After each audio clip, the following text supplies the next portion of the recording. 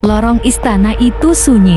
Hanya suara langkah kaki Arga yang bergema di antara dinding-dinding batu berlumut.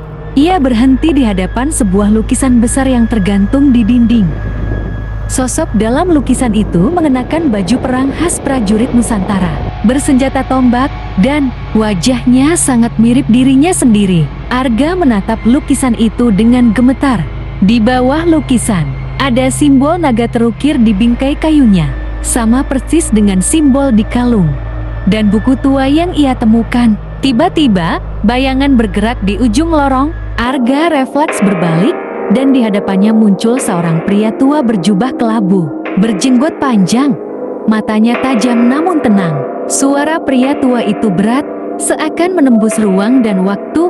Akhirnya, kau tiba, Arga. Arga tertegun. Kau? Siapa? Aku hanya penjaga waktu. Tugasmu jauh lebih besar dari yang kau bayangkan. Buku yang kau bawa itu kunci lintas zaman. Sang pria tua menunjuk buku yang digenggam. Arga, kau tak sengaja membukanya di tempat yang tepat. Lorong waktu itu hanya bisa dibuka oleh keturunan darah lama, darah Satria pelindung Nusantara. Sebelum Arga sempat bertanya lebih lanjut, angin aneh bertiup, dan sosok pria tua itu perlahan memudar.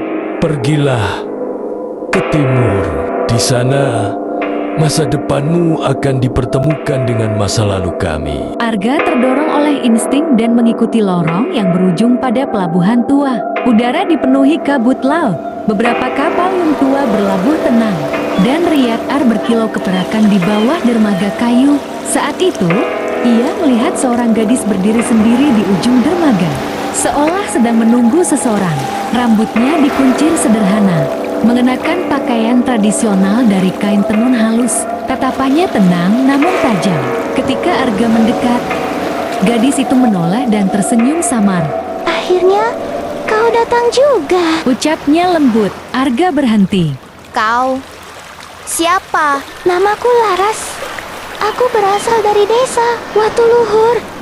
Sudah lama para tetua kami berkata, suatu saat seorang anak dari masa depan akan datang membawa buku dan simbol naga. Aku diutus menunggumu. Arga memegang kalungnya. Apa yang mereka harapkan dariku? Aku cuma anak biasa. Tidak, kau bukan anak biasa, jawab Laras. Buku itu adalah peninggalan terakhir dari sang penjaga samudra. Simbol naga melambangkan kekuatan penjaga perairan timur yang kini terancam oleh bayangan. Laras lalu menunjukkan ukiran tua di bawah dermaga. Ukiran itu menggambarkan naga laut, kapal besar, dan sosok bertopeng yang mengangkat senjata. Dari Laut Timur, legenda mengatakan hanya penjaga sejati yang bisa menghentikannya. Tapi ia tidak bisa berjuang sendirian. Itulah sebabnya aku di sini. Arga menatap mata Laras. Untuk pertama kalinya, ia merasa ada tujuan dari perjalanan ini, bukan sekadar kecelakaan waktu, tapi sebuah panggilan. Jadi, kemana kita harus pergi? Laras menunjuk ke arah kapal layar di kejauhan. Ke Pulau Maja. Di sanalah bayangan dari laut mulai bangkit. Dan di sana pula rahasia tentang dirimu menunggu untuk diungkap.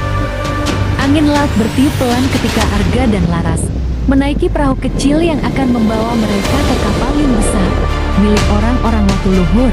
Arga menatap laut yang membentang luas, dan di kejauhan siluet pulau samar mulai terlihat. Pulau Maja. Di dek kapal, Laras mengeluarkan sebuah gulungan kain dari kantongnya. Gulungan itu berisi peta tua yang digambar tangan, penuh dengan simbol dan catatan kuno. Arga mengamati peta itu. Simbol naga yang sama terpampang jelas di sudut peta, dan ia melihat jalur bercahaya tipis yang mengarah ke suatu titik-titik yang berkedip pelan di matanya, seperti hidup. Peta ini diwariskan dari nenek buyutku. Hanya para penjaga waktu yang bisa membacanya. Tapi entah kenapa, bagian paling timur selalu berubah, seolah pulau itu berpindah tempat. Aku bisa melihat jalur ini. Padahal tidak ada tintanya. Mungkin karena kamu memang ditakdirkan membaca peta ini. Laras terdiam sesaat. Malam turun. Cahaya obor bergoyang di tiang kapal. Di tengah tidur para awak, Arga bermimpi aneh.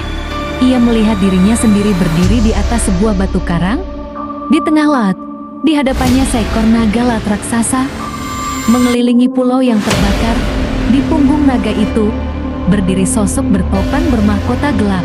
Kembalikan penjaga waktu padaku, atau lautan akan menelan sejarahmu. Arga terbangun dengan peluh dingin.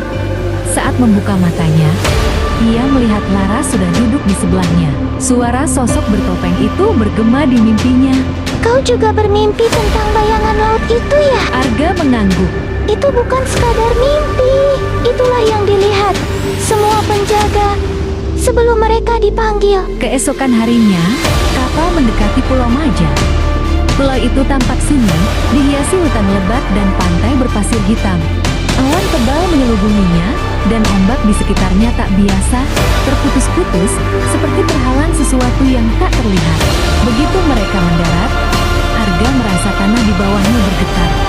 Ia menunduk dan melihat akar-akar pohon seperti bergerak pelan, seolah pulau itu hidup. Tempat ini disegel oleh kekuatan kuno, dan sepertinya mereka tahu kau datang. Tiba-tiba, dari balik semak, muncul suara langkah cepat. Sekelompok pria bertopeng hitam muncul dengan senjata terhunus. Salah satu dari mereka menunjuk ke Arga. Anak dari waktu, serahkan buku itu, atau sejarah ini akan kami ubah selamanya.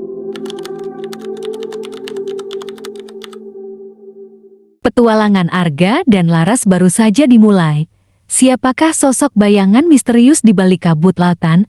Nantikan episode 4 hanya di Lemsera, Lembaran Sejarah Nusantara.